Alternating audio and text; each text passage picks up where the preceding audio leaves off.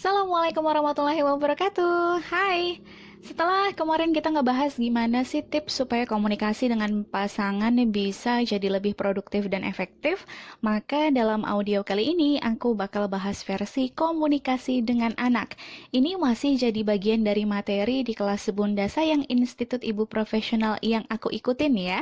Karena pada dasarnya ngobrol sama anak ini ada trik tersendiri gitu, nggak bisa disamain kayak kita lagi ngobrol dengan orang dewasa lain.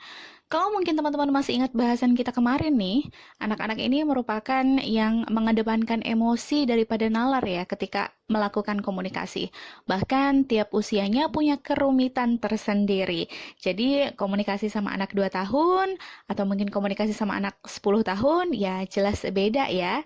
Nah, untuk tahu tips-tipsnya gimana supaya bisa lebih efektif dan juga produktif, swipe untuk bahasan selanjutnya. Selamat menyimak. Ke tips yang pertama yang disebut dengan KISS. Keep information short and simple. Pastikan ketika ingin menginstruksikan sesuatu, kita menggunakan kalimat tunggal ya, bukan kalimat majemuk. Pastikan anak selesai dulu dengan instruksi yang satu sebelum akhirnya kita lompat ke instruksi yang lain.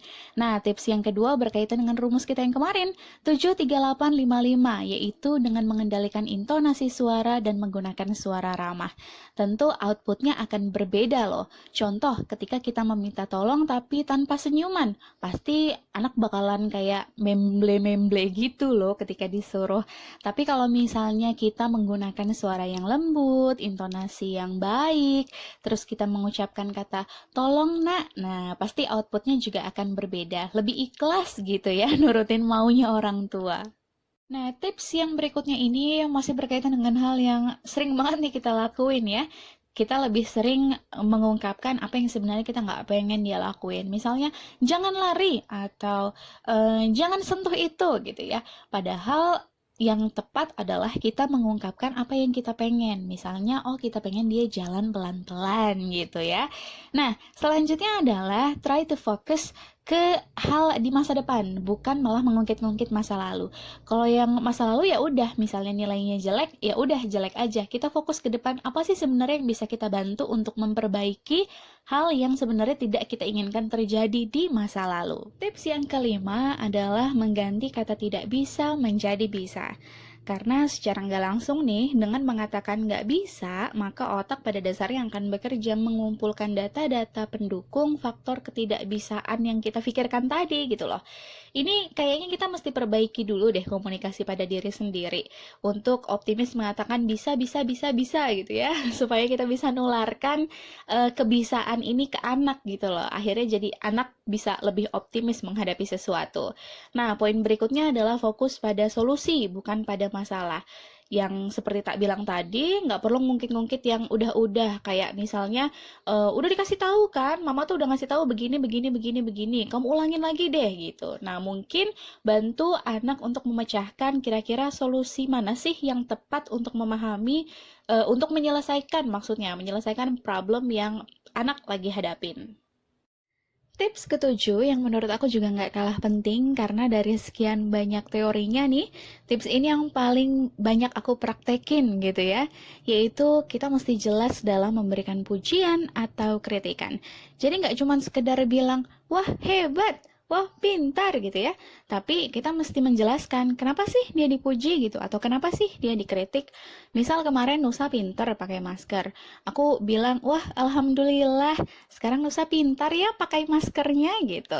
Besok lagi nak ya. Nah, jadi mesti jelas gitu didetailkan kenapa dia dapat pujian. Begitu pula ketika kita ingin mengkritik, jangan tiba-tiba atau ujuk-ujuk kita bilang, kamu kok nyebelin sih atau kamu kok nakal sih gitu ya.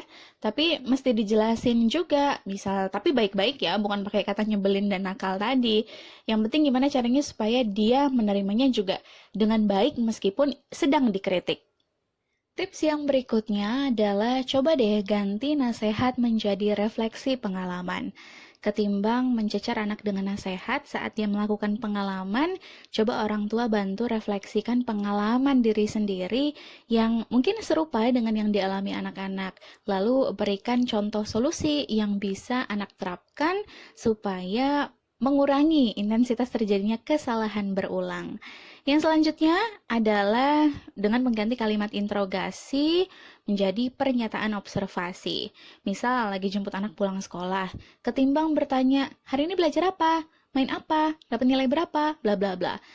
Mending diganti dengan observe dulu ekspresi anak. Misal baru masuk mobil, "Wah, matanya berbinar banget nih. Habis ngapain sih? Bahagia banget kayaknya di sekolah. Coba dong diceritain," gitu. Jadi kayak lebih open to any story gitu ya. Sekarang slide tips terakhir.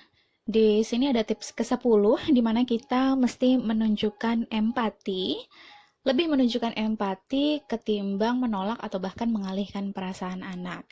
Misal daripada kita katain dia, "Loh, udah capek, segitu aja capek," gitu. Mending kita coba ngobrol, "Oh, kakak capek ya? Apa nih yang bisa mama bantu supaya lelah dari perjalanan hari ini bisa sedikit berkurang," gitu. Nah, tips yang terakhir adalah dengan mengganti perintah dengan pilihan. Misal anaknya nggak mau mandi nih, karena dia lagi asik main. Ya, kasih dia opsi. Misalnya, "Kakak mainnya 5 menit lagi ya, habis itu kita mandi. Habis mandi boleh dilanjut lagi mainnya." Seperti itu. Mungkin ada teman-teman yang punya rumusan lebih baik dalam memberikan pilihan pada anak? Coba deh. Satu hal yang perlu kita ingat, bahwa kadang anak-anak mungkin nggak paham sama perkataan kita, tapi mereka ini tidak pernah salah dalam mengcopy. Bisa jadi gaya komunikasi anak kita ini menjadi cerminan dari gaya komunikasi kita orang tuanya. Maka kita loh yang mesti belajar gaya komunikasi yang produktif dan efektif, bukan malah memaksa anak-anak untuk paham gaya komunikasi kita. Kita ini udah pernah jadi anak-anak, tapi anak-anak belum pernah jadi orang tua. Itu tadi bahasan menarik kita hari ini. Terima kasih sekali lagi untuk Institut Ibu Profesional atas rumusan teori menarik tentang komunikasi produktif.